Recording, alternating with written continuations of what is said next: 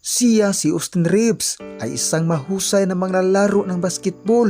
Sa kasalukuyan, naglalaro siya para sa Los Angeles Lakers sa National Basketball Association or NBA. Ipinanganak noong Mayo 29, 1998 sa Newark, Arkansas, sakop sa kontinenteng North America.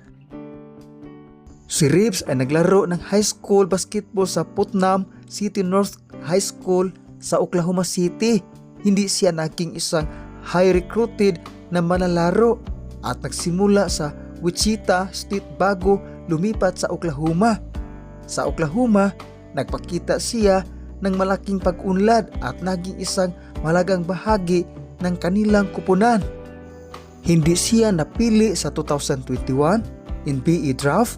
Ang ibig sabihin, naging undrafted player na siya. Ngunit agad siyang nakapag-sign ng 2-way contract sa Los Angeles Lakers. Noong una, ang kanyang papel ay limitado.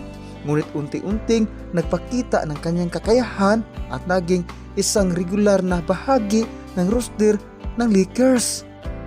Sa kanyang paglalaro para sa Lakers, naging kilala si Reeves dahil sa kanyang husay sa pag-shoot, paglalaro ng depensa at paggawa ng mga smart plays. Naging isang mahalagang miyembro siya ng kupunan at ang ambag niya malaki para sa kanilang tagumpay.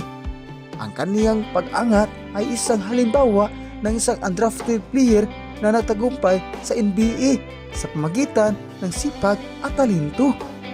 Kilala si Reeves sa kanyang versatility sa court. Maaari siyang maglaro sa iba't ibang posisyon at may kakayahang mag-score, mag-assist at mag-rebound. Ang kaniyang mataas na IQ sa basketball ay nagbibigay sa kaniya ng kalamangan sa laro. Noong Hunyo 2025, tinanggihan niya ang kanyang 4-year na kontrata na nagkakahalaga ng $89.2 million.